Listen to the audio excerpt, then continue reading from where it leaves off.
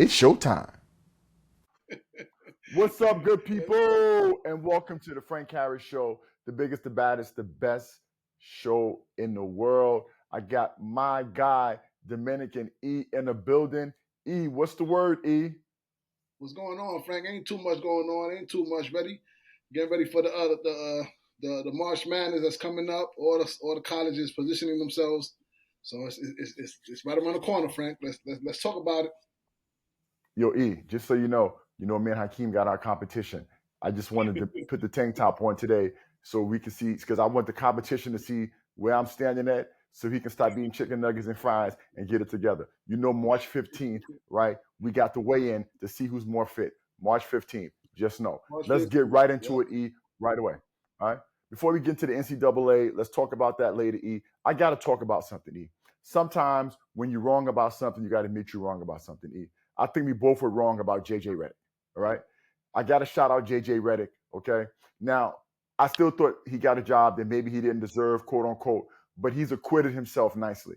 JJ Redick is doing his thing, right, with the Lakers. And even before the Luka trade, the Lakers were in a decent position, better than people thought they would be. JJ Redick, got to shout him out. He's doing a very, very good job with the Lakers. Fair enough?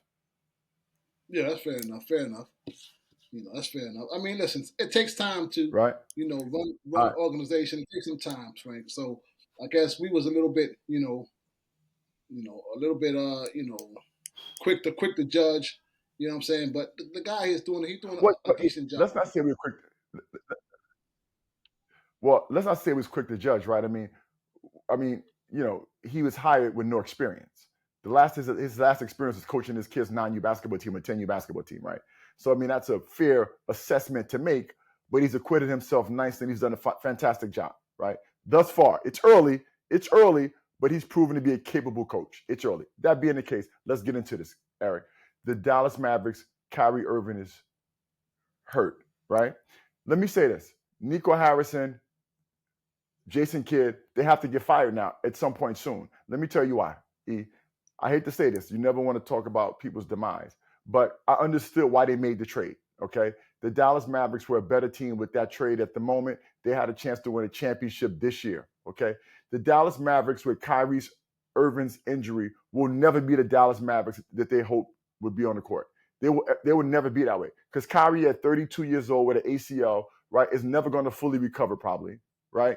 One. And then 2E, without him fully recovering, we're never going to see the version of Kyrie, okay, that they expected to see with Anthony Davis healthy, with Daniel Gafford healthy. E, it's a shame, but this Kyrie Irving injury is going to torpedo all of Dallas's aspirations and hopes as related to being a championship caliber team. I mean, E, it's going to take him 9 months to come back, right, to be able to play 9 to 12, okay, and another year or so to be fully healthy, right? That's what they say about ACLs. You can play after 9 to 12 months, but it still takes about another year to be, fully strong and healthy. At that point, the guy's 34, 35 years old, E. So we'll never see the same Kyrie Irving. Yeah, it's sad and unfortunate, that young man was really, playing great basketball because, he had some ups and downs early in his career. It's just sad and unfortunate for him. But listen, I don't see Dallas. I mean, they got to make moves now because, like you said, they have to blow it up, and it's going to start with the GM, Nico. He got to go. I don't think you put the blame on. I don't think you put the blame on Jason Kidd. I think first thing you got to do is general manager got to go. Then after that, you figure out who's next on the chopping blocks. But Nico got to go, okay. And it's sad because, right, like you said, it's going to take about sometime next year for Kyrie to get back after the All-Star break. So, and by then, we don't know where Dallas is going to be at. So you might as well just wash that year and come back the following year. So that's what I'm saying, E. Yeah. That's the point, E. Yeah. Because even if he comes back, right, fresh off that injury, he's still not going to be a great player. And then the next year after that, when you scrap and you start over 2 years from now, right, the guy be almost 35 years old, right? And as a point guard, that's when you start falling down the hill at 34, 35 as a point guard. But E, let me say this, Eric. You got to get rid of the coach too, because Nico and Jason Kidd were attached at the hip as related to this. Jason Kidd didn't want to coach Luka anymore. All of it is just backfiring, Eric. Let me just say this. Luka Doncic didn't fit their culture, defense, how they wanted to play, leadership, etc. They bought an AD that was better defensively. But Eric, you talk about a squad, a team, an organization with bad fortune. Think about this chronology. You trade Luka Doncic, okay? The fans are up in arms. Everybody's upset at the organization, okay? Anthony Davis comes the first day. First day he plays, he has 20 some odd points, a whole bunch of rebounds, plays great in the first half, whatever it is. Then the guy gets hurt, okay? So now you don't have a chance for him to play. Then Gafford gets hurt, Lively gets hurt, Powell gets hurt. I think PJ Washington gets hurt. Like all of their players got hurt, Eric. Okay. So then you juxtapose that next to all of these injuries. And by the way, this is not Nico Harrison or Jason Kidd's, right? Fault. Injuries happen as we talk about, but they got hit with the injury bug in the worst possible way. Okay. Then you juxtapose that with what's happening with the Lakers. Okay. They are the 2 seed right now in the West. Luka Doncic and LeBron James are playing phenomenal together, right? It's the Showtime Lakers. They're sharing the ball, right? Basketball is fun in LA again. Luka's playing great basketball, okay, Eric? And then to add insult to injury, right? They tried to negatively press PR Luka Doncic. He was out of shape. You know, the Mavs leaked all this story stuff about him. Luka took the high road for the most part. Okay, now he's winning. The trade looks great for the Lakers. The Lakers have their franchise player. I still think it's some fool's goal, Eric, okay, because I still don't think the Lakers can win with no big men, but it looks great for them right now. And then, Eric, let's add the cherry on top of the sundae. Let's add, insult to injury. The Dallas Mavericks are raising their season ticket prices 8.6%. I mean, can it be worse for the Mavericks right now? Raised season ticket prices, no Luka, and all your players get hurt. And now Kyrie has an injury that's going to probably change the trajectory of his career, and you'll never win that championship that you thought you had, and you'll never see the Kyrie Irving, Anthony Davis fit the way you thought it was going to look since Kyrie's torn ACL. Could it be worse in Dallas? Yeah, I mean, it's like when it rains, it pours, Frank. You know that old saying. So, like I said, it's unfortunate. You know what I'm saying? And for Luka's credit, it's working out right now in LA. You was one of those guys that really was on the Lakers, and they weren't fit, and he's always out of shape and all this stuff. Listen, when you got great talent, you could come into a situation and well, make I didn't say it wouldn't fit. Hold on, don't misquote me. I just said he didn't fit. You said he was out of shape. Let me be clear, right? He's always out of shape. He's always out of shape. That's what you said. You always misquote me, right? You always misquote me. Luka Doncic is a great player on the court. What I said was he wasn't the fit as it related to the fabric of Laker leadership, face of franchise. On the court, Luka Doncic was a great player, and I've always said. Also say he's out of shape. But listen, he's always out of shape. I've referenced that as it related to Laker leadership. I clearly said Magic, LeBron. I clearly said the legacy, Kobe, how they went from Magic to Kobe to LeBron, right? Leadership, being in shape, playing hard, competing, getting better in the summers. I never questioned Luka's ability to play on the court. I questioned him being the next line of Laker great leaders and best players on the Lakers team. That's what I said. That's what I questioned. I said fit. You said fit. But hold on. But Luka's always out of shape, and Luka was good with Dallas. He got him to the finals out of shape. All right? So I never questioned his ability to play. So let's not do that. Okay, but that's not what you said. I didn't say you. No, I'm not. I'm not saying you question his ability to play. I'm saying great players normally figure it out. Great players normally figure it out how to come into a situation and figure it out with another great player like LeBron and figure it out. And Luka is showing you that he can come into a situation, right? Figure it out, find his role, and now they're thriving because he's figured it out. I don't know what's their record in the last 10 games, but they've been playing excellent basketball. So let's give them credit. Let's give Luka credit for coming into a situation where everybody was up in arms about the situation in the trade, and now we see that so far is working out. So let's be clear about 2 things, right?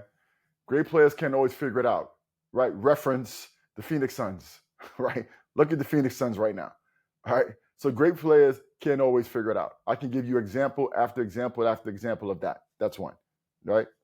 2, now I gave JJ Redick some kudos because thus far he's proven to be a capable and good coach, okay? And by the way, LeBron James is playing phenomenal. Shout out to LeBron James, right? For his age, for any age, he's having a great year. Forget about it for his age. Let's take it off the table. For any age, he's playing great basketball. Kudos to LeBron James. Yeah. Let's not get ahead of ourselves, though. All right, we're in the regular season right now. The Lakers are flying high. That's all good. But let's not act like it's figured out and the Lakers now going to win the West, because that ain't going to be the case. So while we give them some grace and we say they've done a good job thus far, and the trade looks good as it relates to on-the-court product today, the Lakers not a championship caliber team today. We all know that. They still need to make more moves, and Luka Doncic still needs to make a commitment to fitness and being the leader of that organization. I still feel that way. So, Frank, going Going back to our conversation when we had, you asked me, where do you see the Lakers in the West? And I said, at best, the conference finals. And you laughed and you did all this joking and all stuff. Right now they're the second seed, Frank. So right now I'm still laughing. I'm still laughing. They're in great the Lakers ain't going to the conference championship. As long as they can avoid Denver in the early rounds, they got a shot to get to the Western Conference Finals. No way. But okay, we'll see. They're not getting to the Eastern Conference. But we'll see, right? I say no, you say yes. Second round, they'll get to the. Ask me. So let me ask you this. So right now you have Houston, right? That's I forgot. I got to look at the standings currently. The current standings. You got Houston. You know I'm not a believer of OKC. Denver. You got Golden State. My team was playing great basketball as well. They are. Yeah. So 2 plays what 7 in the first round. Yeah, they'll win the first round, Eric. They'll win the first round. Okay. But listen, let me say this. The only thing that could save them, let me say this, is if OKC knocks out Denver, because they play OKC or Denver before, then but they're not going to play OKC if they're the 2 seed. But if they run into Denver before, then they lose. Okay. Well, as you know, right now. Listen, we agree on Houston. I think, listen, you always say the West is so good. The West is overrated this year, right? Houston's no good. Minnesota's no good, right? The Warriors are coming up because the West is so weak. I mean, the West is garbage. The Clippers are no good, really, right? I mean, we can't ever depend on them, right? The Clippers are no good. So the West is weak, right? So in the weak West, maybe I'll say this, right? If they can avoid OKC and Denver, right, before they get to the Western Conference Finals, I'll retract and say they maybe could get to the championship. But they play, not the championship, to the finals. But they'll lose to Denver or OKC in the conference finals. And Eric, I'm not sure they would beat, right, Anthony Edwards and the Minnesota Timberwolves in the playoffs. Nah, they'll beat them, Frank. They'll beat Minnesota. Come on, Frank. They'll beat Minnesota. Okay, but listen, I'll say this. If they don't face Denver or OKC before the conference finals, they may be able to get there. Because the West is so weak. I'll say that. They may be able to get there. As I think about it, they may be able to get there, right? If they can avoid that. So anyway, we'll see. It's the stretch run now, okay? You know, the East is looking competitive. You got 3 really good teams in the East. The Knicks, Cleveland, obviously, and Boston. Very competitive. The West is weak as can be. Let's see what happens, right? Who you got winning, E? We always do a check. Who's going to win it this year? The whole thing? Damn, Frank, you putting me on the spot. Putting me on the spot. You putting me on the spot. Yeah. I'm going to go. I got Boston or Cleveland. I'm going Boston. Damn. I'm gonna go just because you said Boston, I'm gonna go Milwaukee or the Knicks. You said when or coming out the conference. Coming out the conference. Okay, you got it. Milwaukee or the Knicks. Okay, cool. All right, fair enough. By the way, Milwaukee's a dangerous team too. I think that in the playoffs as well. So let's switch now, talk about some college basketball. Not college basketball. Hold on. No. We can talk about college for a second, but before we get into college, let's talk about the landscape of recruiting, right? I think this is a very important topic to delve into. It's a big issue. Rick Pitino came out, I think I said this the other day, and said at St. John's right now, they're not recruiting a high school player. Okay? They're losing Yes. 3 players who are seniors who play a lot. And he's like, we can't get freshmen to replace those guys. So in the NIL transfer portal era, okay, it's harder now for high school recruits to ever get recruited. Okay? Multiple reasons. You got the transfer portal, you got NIL, and you got the new junior college rules that are potentially allow, right, a person to go to JUCO for 2 years, junior college, and then have 4 years left of eligibility, Eric. Okay? Yes. So the college recruit, the high school basketball recruit, Eric, is about to be an endangered species unless they change the rule. Like, who's going to take high school kids anymore? Right? I mean, who's going to take high school kids in this new era? You were sitting next to a coach, you said, at BU, and you asked the coach at BU, which is a low Division I program. You asked the coach at BU, what high school kids are he recruiting? And he told you, what high school kids are he recruiting? And he told you, we can't take a high school kid. Like, they got to take transfers. Yes. Correct? Yes. That's what he told me. So, I don't think parents and people understand how catastrophic this is going to be. And by the way, I think the legislation is going to come from Congress to change the rules, because there's no way that they're going to eradicate, right, high school kids and high school parents, and because this is what this will do, Eric. Everybody's going to recruit community college kids who do PG years, kids who are transferring. No one's going to recruit, Eric, high school kids. What do you think about that? Yeah, it's sad. It's sad again with the how the landscape is, is turning out to be. With now, like you said, all the rule changes and coaches now recruiting high school players, right? They could go to the portal, number one. They could go get a junior college player, all right, or even worse, they can drop down the lower schools, even drop down and get a Division II player that's played that was high. There you go. That was high. Yes, Eric. At a Division II school and bring them up. So I mean, high school kids, like you said, they're an endangered species. It's sad that it's come to this, but unless you're a top-ranked kid, it's going to be sad for the 3-star, the 4-star recruits to get into college.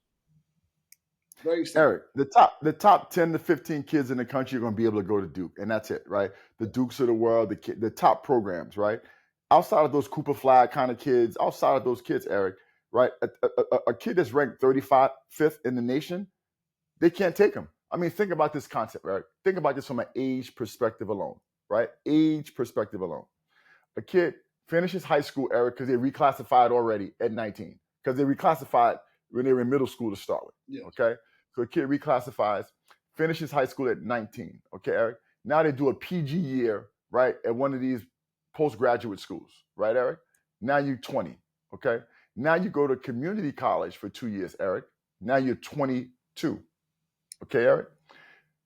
Now you have 4 years of eligibility to play at a Division I program, right? Yes. Now, Eric, by the time you're a sophomore, junior, you're 24, 25 years old, okay? There's no 17 or 18-year-old kid coming out of traditional high school, unless there's Cooper Flag special, that's going to be able to beat out a 24-year-old kid, 25-year-old kid for a spot at Duke. Yes. There's no kid, Eric, outside of there's no kid ranked, 28th in the country, right? No guard that's going to beat out a 25-year-old grown man with junior college experience, etc. Right, Eric? That's one. Then 2, Eric, if you don't take that kid that went to JUCO, like we talked about earlier, if you're Duke, you take the 23 to 24-year-old kid that was first team all West Coast Conference or first team all MAC, because we know that kid has already proven that they can play college basketball at a good level, right? The kid that goes to the Atlantic 10 and is first team all Atlantic 10 and averages, 13 to 14 points per game in the Atlantic 10. Proven commodity, Eric. Yes. So who would take a high school kid? Yeah. And by the way, Eric, something has to give. Does the legislators change, right, the age or what have you, or do you create a whole different circuit, Eric, and make NCAA basketball one thing and you leave it out there? And for kids who are playing college, or maybe, I don't know, Eric, or maybe for kids that are younger, on a more traditional circuit, do you do more of a European model where it's more age specific and you put them through the process? I don't know, Eric, but I just can't imagine the concept of high school basketball players being irrelevant, and that's what we're going toward, Eric. The way it looks, Yeah. right? We're looking. It's a pay model with NIL, okay, and you just get the oldest players that could possibly play, right, with experience to compete. Look at St. John's. Rick Pitino turned that program around, and you can turn programs around so quickly, okay, when you're able to get kids in the portal. So it's crazy. It's a crazy concept, Eric. And so all these parents that are doing all this obsessive stuff, right? We know some of them who are trying to do everything they can do to make their kids play Division I basketball. How is that possible, bro? Yeah, it's an uphill battle for a lot of these young kids to try to Division I and stuff like that. I mean, if they go the JUCO route, then maybe they can do it that way. But if you're just trying to come out of high school, it's going to be very hard, very difficult for a kid to just jump from high school to college and expect to play right away. So I mean, it's unfortunate for some of these kids, that are really working hard and trying to achieve their goals. But it's going towards that direction. The only thing I see benefiting from this is that college basketball will have a lot more parity now because you have older guys, playing, and you have a lot of young kids. No, I would say that the parity of college basketball will be pretty good because you have a lot of older guys now playing, staying in college basketball, and it'll make it more competitive. That's the only benefit I see. So two things about that. So it's gonna be funny, like Siena or like Quinnipiac is gonna be getting like a top 50 kid in the country to go regularly to play, that level of schools are gonna be crazy. The University of San Francisco is gonna be getting like 5-star recruits.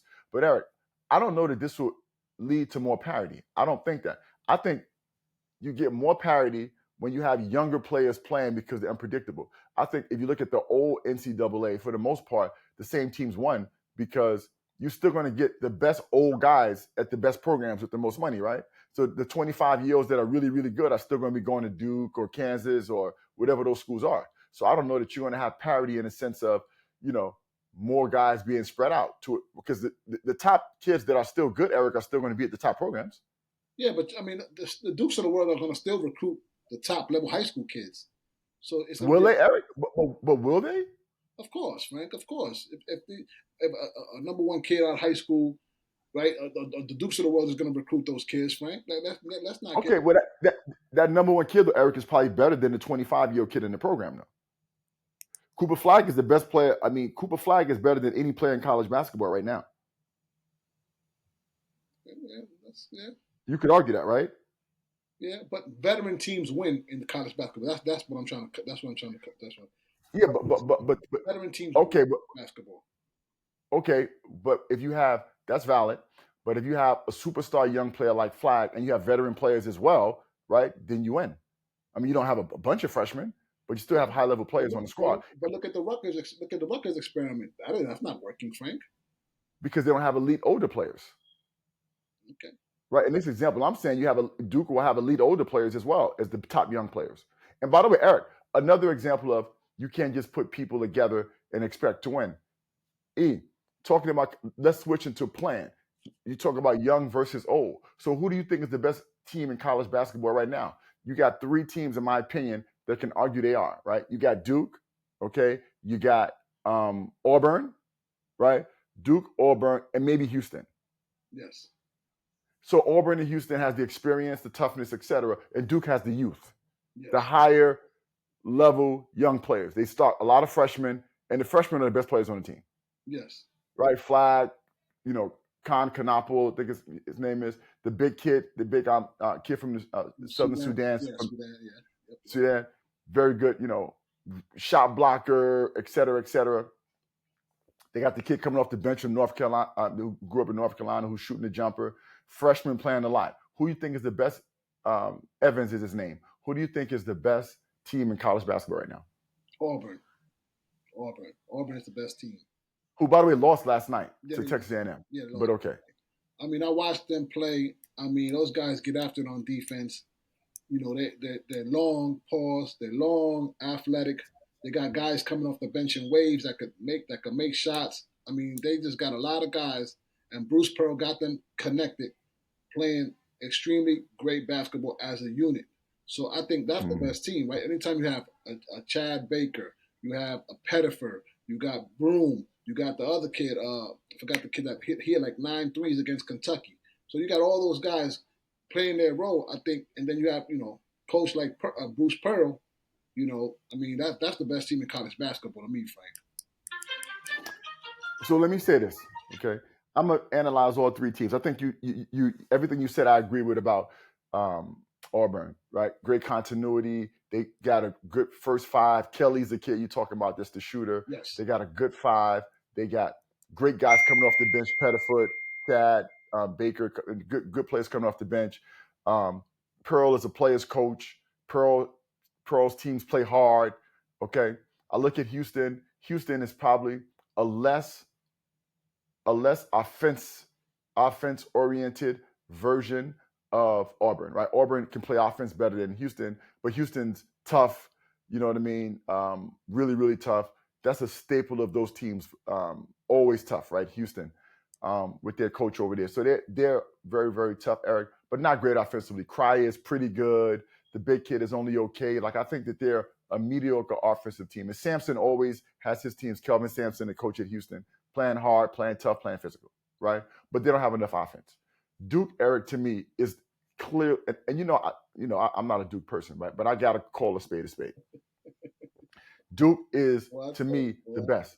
And let me tell you why Duke is the best, Eric, because I don't know that there's a star, Eric, that can go get you 30. Broome is good, Eric, but Broome is not really a star, in my opinion, right? In the NCAA tournament, it's about stars. Cooper Flagg is a star, Eric, in terms of scoring and getting you buckets. They have a defensive player of the year candidate in the big kid, the kid from the Sudan. Cooper Flagg is a great defensive player, rebounding, blocking shots, etc. And they can score from so many places. The bench is very good. The kid Proctor, who I don't love, but he's a good scorer as well. You score off the bench with Evans and some of those other guys. You play defense. But Eric, the talent level at Duke is so high. They're young, but I feel like that they're a notch above, right, the Auburns and Houstons of the world. Hold on, Frank.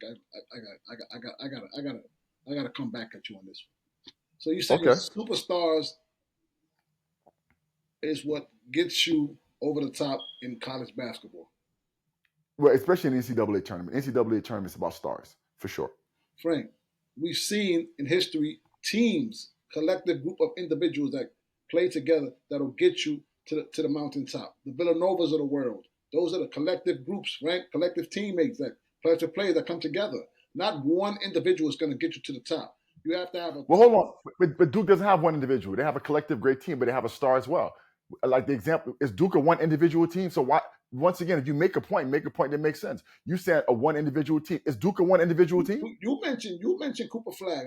So they have a star with other great players. That's not a one individual team. They have a star with great players. They got good players, but we're talking about Auburn, who has multiple players that can. What do you mean, Duke? So just to be clear, Duke has multiple All ACC players, right? No, the freshman kid Knipple, that's one. Other than that, Flagg. Proctor will be okay, and the big kid's a defensive player. He's not sometimes you can't. He's a defensive player. He might be defensive player of the year in the conference. Cool, but we're talking about so you got defensive player of the year. You got two first team guys, and Proctor will probably be a second team guy. And you got the rookie of the year, Evans, and with the shooter from Evans. What are you talking about, Frank? Okay, that's not a one man team. You look at Auburn outside of Broome. That's probably the only first team all conference guy you got. You got the rookie of the year probably in Pettiford, right? It's Pettiford and Broome. Those are your only all conference kind of players. Now the SEC is a tougher conference, but Duke has high level players. Chad Baker, probably he comes off the bench, Eric. He's not a first team or second team all conference player. Probably the sixth man of the year in that conference. No, he won't get that over Pettiford. Pettiford will be the newcomer of the year in that conference, freshman. Eric, I don't even know they have six men in a better conference than the ACC. Eric, well, just to be clear, they don't have six man of the year in college, bro. Just not. I don't think they have that. It's not the NBA. You got newcomer. They do have. You have newcomer of the year and rookie of the year. And six. No, they have six. They have six men. Most colleges don't have six. Eric, I don't know about that. Kobe, but that's the argument. Duke might have that too. Kobe won it 2 years in a row at Dayton in the conference. Six man player of the year. Okay. I never knew it was a six man, but anyway, okay. Well, Evans could be that at Duke too. Okay, but I would take experience over inexperience. And in this case, and you have Broom, who's the national player of the year. No, he's not. Flag's gonna win that. He'll win it because of you know what, but wherever it is, he deserves to win it too. I mean, Broom. Listen, Broom deserves to win it too. I'm not. Look, Broom. If Broom won it, you wouldn't be mad. But Flag can win that as well. By the way, speaking of that, Eric, you know what's amazing? Wait. One question. Since we're talking college basketball, who's your national coach of the year? Hands down, Rick Pitino. Oh, yeah, there you go. Thank you. There we go. And by the way, Rick Pitino, national coach of the year. Bruce Pearl's up there, though. Bruce Pearl's up there, but you gotta go. So let me say two things. The national goat of the year is the UConn coach, here Hurley, right? You got Hurley. He's the. When I say goat, I don't mean goat high level. I mean the flop of the year, not the goat. The flop. The flop of the year, the most overrated coach of the year this year, right? Is him. Terrible year. All the trash he was talking. The guy's been a joke this year. Got his 2 rings. I got to give it to him. But he's been the worst coach in college basketball this year is Hurley, in my opinion. The best guy is Pitino. Okay. And Hurley's not the worst coach because he can't coach. But all the antics and all the big mouth blabber, this is why. Okay. The best Pearl is up there. Got to give him credit, right? But we expected them to be good this year. Yeah. Right. Auburn had everybody coming back. Broom was great last year. He was a national player of the year, caliber player last year coming back. We expected Auburn to be good. Yeah. Nobody expected St. John's to be a top 5 team. Yes, sir. Nobody expected. So and by the way, Pitino's doing this with no McDonald's All-Americans, none of that. There you go. None of that. And not even high-level transfers per se, right? I mean, R.J. Lewis averaged about, we looked at that yesterday, 11 a game at UMass. Good player. The kid from Kansas, the one good transfer I got to give it to him, though, was the kid that was at St. John's last year. At Seton Hall last year. The point guard. What's his name, Kadari Richmond. Kadari Richmond was a good player at Seton Hall. And by the way, Smith was also a pretty good player at Utah last year, the point guard. Yeah. He was a decent player at Utah. But anyway, to me, Pitino is the hands down best coach. Well, not best coach, but coach of the year in college basketball. Pitino. Let me say something about Coach P, which Pitino. I want to say about, since we talked about all these rule changes and all this stuff, and all these old coaches leaving college basketball because of the fact that they cannot relate to this new situation right now that we have currently and coach college basketball with NILs and transfer portal and all this stuff. Pitino, he don't give a damn. It's his way or the highway, and it works. It's his way or the highway. I mean, Rick Pitino, he doesn't care about all that stuff, all the rule changes. What are you talking about? Danny Hurley is his way or the highway too, and they ain't winning. Every coach is his way or the highway. What does that mean? Nah. What that got to do with anything? Danny Hurley is his way or the highway, and he's still hard. You're missing the point. I'm saying all these old coaches leaving college basketball because they cannot deal with the nuance of college basketball. And here's a 70-year-old man still in college basketball doing it his way. He's probably not 70 years old, right? Let's not exaggerate his age, but okay. Is he 70 years old? Coach P is about 70 years old, man. Look it up, man. Coach P got to be about 71, Frank. Now it's about. You said it affirmatively. You said it affirmatively first. Okay, go ahead. Look it up. Wow, 72. There you go. 72. Okay. Still kicking strong and still has the energy to continue to play, compete at a high level. And with the nuance of all the stuff that's going on in college basketball, I mean, he's done a phenomenal job. Coach P. Listen, coach of the year. I gave him coach of the year. Clearly, I think he's doing a phenomenal job. Okay. He's coach of the year. All right. Okay. Now, I'm going to tell you something that I find interesting. You ready? So we always talk about players, right? Rutgers has 2 guys that are supposed to be number 2 and 3 in the draft. Okay? Yeah. Ace Bailey and Harper. Dylan Harper. 2 guys that are 2nd and 3rd on the draft board, potentially. Okay? And they have a losing record in conference, Eric. And probably, around the 500 record during the year, at the bottom of the Big Ten. Eric, do you think this should impact the way we look at them from a draft perspective? We've seen freshmen carry their team in high-level conferences far, right, before. It's amazing that you have 2 superstar-level players. And by the way, their supporting cast isn't great. I understand that. But Eric, when you have two players that are supposed to be NBA studs, right? How can they be so bad in college on that team? And by the way, Kevin Durant, LeBron James talking about Ace Bailey, talking about Harper, okay? High levels guys. How do these guys not be able to win at the college level if they are potential NBA game changers? Especially people saying Ace Bailey is a guy that could be a game changer in the NBA. How is that, Eric? Right. Listen, the game has changed. The game has changed, and the game now is more individualized as just players. It's not team concept anymore. These guys going into colleges, it's all about themselves. It's not about the team. It's not. It's about themselves and positioning themselves for the draft. And like you see, them two players does not produce winning basketball. Winning basketball. And it's sad because those are two highly level basketball players. To me, they're not that good. Because I look at winning as a primary factor of who the young man is as a player. That's what I look at. If he can galvanize the troop, he's a great player, galvanize the troop, and elevate the other players around him and make them better. They don't do that. So me, they will. To me, if I on the draft board NBA, I will take that into consideration. They're not winners, Frank. They're not winners. They're not winners. Yeah. Yeah, interesting, right? I mean, I'm very disappointed in their performance, and I like Harper, you know that. But They're not winners. if I'm a Frank. GM, They're not winners. if I'm an NBA GM, I'm absolutely taking into consideration um, what's happening in college as relates to those two players. Look at I mean, something you got to take into consideration. look at I mean, Cooper Flag. they're losing at a very high level. Look. I mean, yes. Granted, they don't have the talent as Duke, but look at Cooper Flag, how he's elevated him and the other kid Kanipo and the other. But hold on, Eric. In all fairness, though, right? I mean, Cooper Flag is surrounded by great veteran players, other great high school, freshmen as well.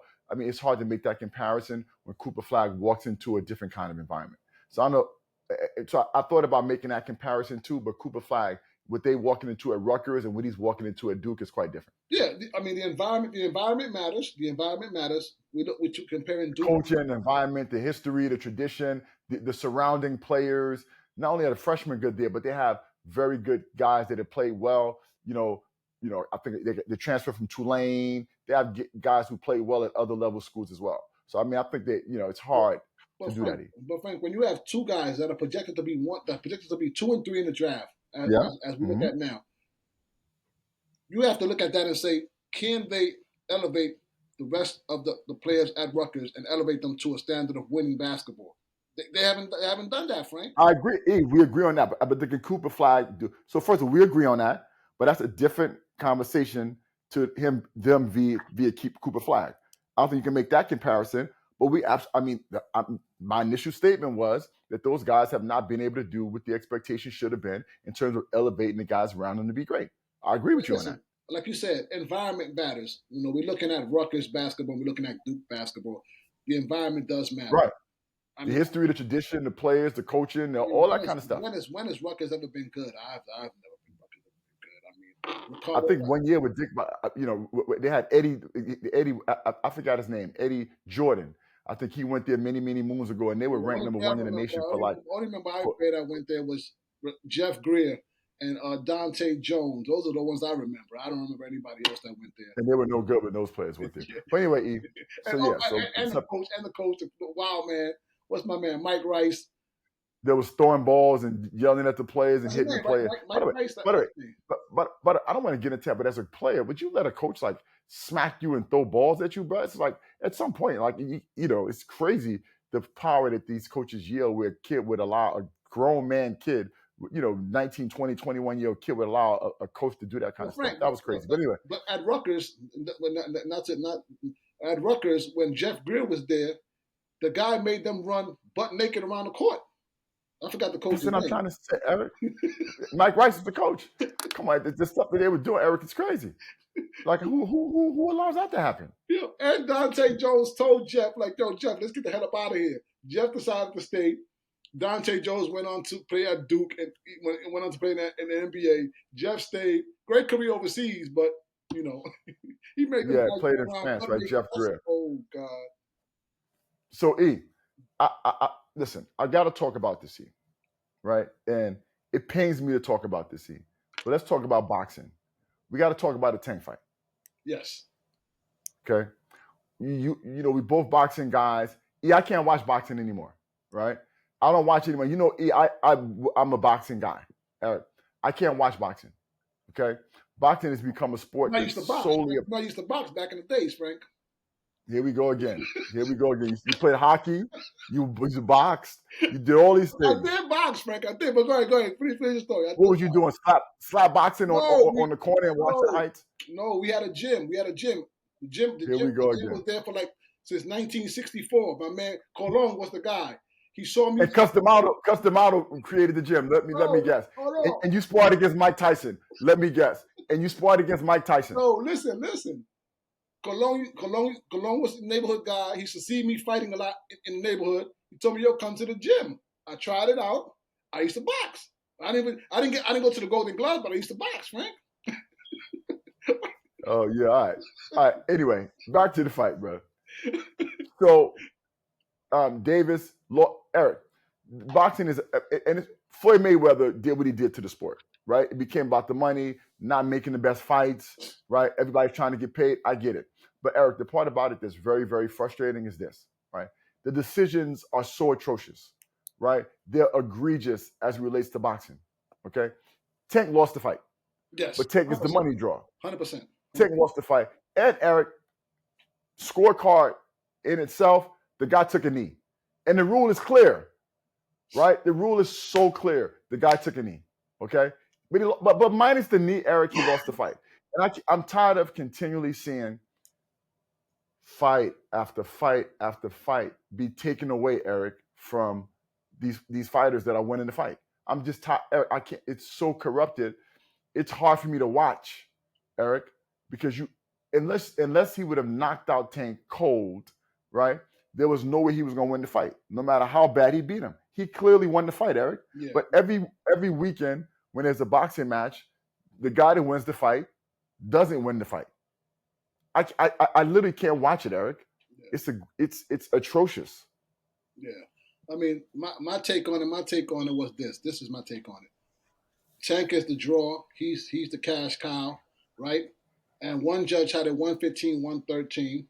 And then I knew right then and there it was going to be a split decision draw because it was a close fight. But him taking a knee, Eric, it wasn't a split decision draw. It was a majority. Yeah, it was 114, 114 draw, and then 115, 113. So it wasn't even a split draw. So Eric, no one even gave him the other guy to fight. Yeah. But what I'm saying is it was Tank in a draw. Yeah. So if you take if you take that round where he took a knee, that's a 10-8 round. Now that goes in favor. And hold on, E. And now it's a 10-8. Tank won that round 10-9. Wow. Yeah. So E. It's 10-8 the other way. That's a 3-point shift. Yeah. Tank won that round 10-9, E. That's a 10-8 round. Yeah. I mean, listen, but with if Tank doesn't take that knee, he still wins the fight, right? He still wins the fight if on the scorecard if he doesn't take that knee because it was a close fight. It was a close. No, Eric, he don't win the fight. He took the knee and won the fight. If he didn't take the knee, he still won that round. So taking the knee had no bearing on the fight. Yes, that's fact. That whole no bearing on the fight. So don't say if he did. The taking the knee part was irrelevant because they didn't count it. So that had no effect on the fight in terms of scoring. Yeah, I mean that was crazy. They had him down. They had him down going into the last round. Eric, stop, man. Yeah. I mean, so listen, I had to touch upon it because it's a sports story, but it's a joke. Lastly, E, I got to talk about this, E, before we go. Your boy Shadeur Sanders is doing too much. I know you love him, but he's going to the combine talking about, you know me, boy. If you don't want to win your program, don't draft me. You know what I do. Bro, come on, Shadeur. At some point, you got to turn it off a little bit, right? Like at some point, you have to take, not humble pie. I understand the confidence you have, etc. But I think he's turning a lot of people off, Eric, with the way he's acting at the combine, right? And I've read that in a lot of places. We know Shedeur is a really good quarterback. He should be a first-round pick for sure, a top 10 pick. I understand that. But at some point, you got to tone it down a little bit and show some level of humility. Some level of it, Eric. He has to. I mean, The apple don't fall far from the tree. I mean, Dion, it was Dion, and That's fair. Shedeur. I mean, does he have to turn it down? I mean, he is who he is. You know what I'm saying? But Eric, if I'm a GM, Eric, in all fairness, I'm not sure I'm bringing that into my locker room. And by the way, even if we know who he is, but he's off the chain, and he acting like, yo, I'm the savior, I'm the Messiah, right? If I'm the savior. If you want to win, if you're like that's a lot of confidence. That's a lot of confidence, right? I mean, but if I'm an organization, I'm looking. My pause is you bring that into your locker room. How does that mesh with your vets, the guys that are already in the locker room that have been there, right? Like you may feel that way, Eric. I'm sure Caleb Williams felt that way. I'm sure Jaden Daniels felt that way, Eric. But there's a way and a time and a place to express yourself in a way that's sensible. He bugging out right now. I mean, listen, every quarterback, I mean, not every quarterback, but there's a lot of quarterbacks that have that moxie about them, Frank. They all do. I think you're right. Yeah, all the great ones do. Yeah. I mean, I'm pretty sure Peyton Manning felt that way too, Eric, but you don't just say it the way, like he bugging out. I'm sure Peyton Manning felt that way too. Like, yeah, so I mean, him expressing it, I have no problem with it. You know, some guys want to keep it, tight knit, keep it quiet, but he is who he is. He's an Eric, you can be confident, Eric. He's an extension of his father, and we know who his father was. So he's an extension of his father. So again, I like the fact that he comes in that with that moxie and with that confidence of coming to that type of stage and said what he said. All right, let me say this. I have no problem. You could be confident. You could be confident, Eric, but he's doing too much. That's one. Two, where do you think he's going to land?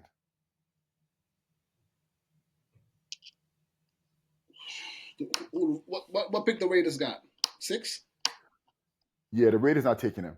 You know why the Raiders won't take him? I don't think. If they were going to draft a young quarterback, they would take him. But I think the Raiders are going to get Russell Wilson or Sam Darnold or somebody like that, right? I think the Raiders will get one of those two quarterbacks. Wilson was a Pete Carroll guy from before, right? I mean, in Seattle, we talked about that before. But what about right? What about or Darnold? That's not going to work. I just had a thought about. I said this, Eric. I think if I'm the Giants, I'm taking Aaron Rodgers. I talked about that from before, right? Yeah, but man, so I don't know. I think listen, he fits what the Raiders. The mystique of the Raiders has always been, right? The mystique of the Raiders, the black and silver, just win, baby, the Al Davis model. I think he has that in him to go to the Raiders and bring that moxie about him and and strive it with the Raiders. I think so. So I think he goes to one or two teams. One team that you thought he would never go to is the Browns.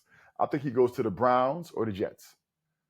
I mean, the Browns made the playoffs, 2 years ago, right? Not this past season, but the season before that. I think the Browns are a quarterback away, right? Like you said, the Browns. That's pretty good, Frank. The Browns and the Jets. I like those two. Yeah, those are two teams that I think. The Jets will have to trade up though to try to get them. No, I think the Jets got the 7th pick, right? I think if the Raiders get a quarterback, right, they don't take him. I think Carter may go to the Titans because the Titans got maybe the Titans, but I don't think he wants to play for the Titans. You think Shedeur is the 3rd quarterback off the board? No. He's the first quarter. He's the second. I think the first quarterback off the board would be Cam Ward. Cam Ward, okay. And then he's next. Okay. Yeah. I don't see none of those guys. The Uris, the Darts of the world. I mean, they look terrible in the combine. Them guys, Milrose look terrible. Those guys look terrible in the combines, Frank. Those guys. Yeah, Dart is. But they're trying to put Dart in the mix, right? Like all of a sudden, Dart. They always try to put a guy in there. You know how that go. Yeah. But I think he goes to watch Cleveland, right? I think watch Cleveland because I think Cleveland. I think on paper Cleveland is a playoff team. Now, is he ready to step in as a first year player, as a rookie, and be what you need to be, right? Because what he's not going to be probably is the guy that steps in as a rookie, right, and is a game manager, right? He's gonna probably want to step in as a rookie and play and do his thing. So would he come in and game because they defensively great, right? Led by Myles Garrett. Strong defensively, Eric. Yeah, right. Very strong. And you got some weapons, right? You got some weapons on the offensive side too. Like I said, I mean, 2 years ago with Flacco, they were in the playoffs. Yeah, but is Cleveland one of those organizations that is like, the fans are great. Don't get me wrong. The fans are great. The dog pound. Great fans. They got decent football history, right? Bill Belichick coached there. They got, they've been deep in the playoffs before. Do they have like? like organizations have like making strives to be better, like doing certain things, making like elevating certain things. I just don't see the Cleveland Browns as one of those teams that's trying to make that leap. I don't see it, and they got a great fan base. They should, but I just don't see it. Yeah, I think they're trying to make it. The Haslam family, they got big money out there. The Haslam family, I think they've been a little haphazard. They made a mistake when they signed, Deshaun Watson to that big contract. Right, that was a big deal. But I think they'll spend. And look, they're not trading Garrett. I think they're making a commitment to winning now. Okay. But we'll see. I mean, look, if I'm the NFL, right, I don't know if Shedeur is that big of a player. Like, I always felt like, I think I told you before, I thought, the NBA and the NFL, sometimes they put players in certain places, right? I don't know that Shedeur is big enough, Eric, to put him in New York for the NBA to do it. If they just take him, they take him. But Shedeur, like, he's not a super transcendent talent right now, the way people look at him. People look at him as a guy that'll come in, but no one's looking at him like they looked at Caleb Williams last year, right? People look at Shedeur and say, yeah, the guy can run a franchise and be a good player, but like, he's not coming in and people are saying like Shedeur is the next great quarterback to come into the NFL. I don't think that's the perception of him right now. And so I don't think that means that the NFL doesn't have to place him with the Giants. Let me ask you this, Frank. Do you think that has to do with who his father is? Do you think a lot of that, No. a lot of that negative publicity and a lot of that stuff is who his father is and how Shedeur also carries himself? I think it works in the opposite way. I think the way he carries himself and who his father is has helped him get further than I think he is in terms of talent. I don't think Shedeur is. I think he's a starting quarterback in the NFL, right? But I don't look at Shedeur and feel like he's going to be Jaden Daniels. Like, I don't look at him and feel like, okay, this guy's going to be carrying my organization as the MVP and run. Like, I don't think he's that level player. I think he's an NFL starting quarterback for sure. I don't know that he gets to the heights of that, in my opinion. Okay, the top quarterbacks in the NFL. I don't think he'll be a top quarterback in the NFL. I think he'll be I think his ceiling to me is Dak Prescott, which is not bad. But my point is, but Dak is not Mahomes, your guy Josh Allen, my guy Lamar Jackson, right? He's not that. But out of the young quarterback groups, out of the young quarterbacks in the NFL, the young guys, the C.J. Strauss, the Jaden Daniels, the Caleb, right? All these guys, I think Shedeur and Cam is right in that mix. Me personally, I think they're right in that mix. No, I don't think so. No, I think another tier. You have another tier: the Lamar Jacksons, the Josh Allens, the Patrick Mahomes. But these young group of quarterbacks that are in the league now, I think Shedeur and Cam Ward fit well with this young group. I don't. I think the best two are, to me, clearly Stroud is good. I think Stroud was overrated to start with. I think Stroud is solid. You know what I mean? Stroud is solid to me. I think one is Daniels. Daniels phenomenal, right? We saw that he just has the it factor, etc. I think Caleb Williams is going to take the jump this year. I think let's not make a mistake, okay? A guy is not Patrick Mahomes 1 year and then for multiple years he was the next guy. And then he has one okay year with the Bears, who, by the way, the head coach is terrible.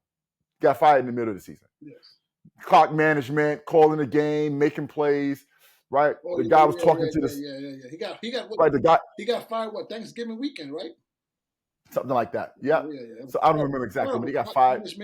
Right, clock management. The guy couldn't manage the organization. Yeah, it was. Then they had the clown player, right? Well, I don't know, he made a clown move. He's talking to the fans, right, when they lose on the Hail Mary, right, and which was terrible.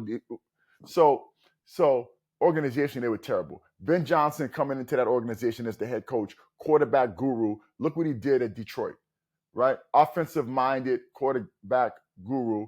He did a great job with Jared Goff. Okay, help Jared Goff be an all-star level quarterback in the NFL. Jared Goff always been good though, Frank. Jared Goff always been good, Frank. Yeah, but not as good as he was with him. He got slayed with the Rams. You know how I feel about that. He got slayed with the Rams. But not as good as he was with this guy. No, he was great. He was great with Detroit. He was great with Detroit. So I think he's going to come in. I think Caleb Williams' issue is he's too arrogant too. He was like such a jerk kind of guy. I think if he humbles himself, gets into that film room, because the skills are still there, I think he'll be an elite quarterback. I think Williams will be an elite quarterback, and I think Daniels will be an elite quarterback. Those are two elite quarterbacks. Stroud, I like Stroud, but Stroud reminds me, Eric. To me, the next level is Stroud and the quarterback for the Green Bay Packers. Love. Yeah, Love, Jordan Love, good guys, right? Good players, but I don't know if they're superstar potential caliber quarterbacks. Shedeur is right. I think Shedeur is right a notch above them right now. No, Eric, stop it, Eric. Eric. These guys, Eric. This is why we can't argue. This guy literally, Love, right, has led a team, right, his first year in 2 years. They've been in the playoffs, Eric. Stroud. I mean, these guys have led teams. Stroud was like, rookie of the year a year ago. Yes. Right? And was like an all-star level player. How you going to say Shedeur as a college player is better than a guy that's an all-star level player in the NFL? Okay, what are you talking about? Take that back. I say he's in that. Please take that back. Come on, bro. He's in that quarterback realm of players. Those guys. The Love, the Strauss. I don't think you know how I feel about. But we'll see. We'll see. So we'll see what happens with Shedeur. I think he got to tone it down a bit, like Danny Hurley. And just at some point, Eric, all the glitz and the glamour, that's all great, Eric. But the real great quarterbacks in the NFL are the ones that fall in love with the process. Right? That's what makes Jaden Daniels so good. All the glitz, there are very few quarterbacks in today's era, Eric, that talk and talk and talk and talk. The guys that are the best players, we talked about Mahomes, we talk about Lamar Jackson, you talk about Josh Allen. When you talk about these elite guys, Eric, they fall in love with the process. They're not out everywhere running their mouth. They fall in love with the process. Yeah. And Shedeur doesn't have to do that, Eric.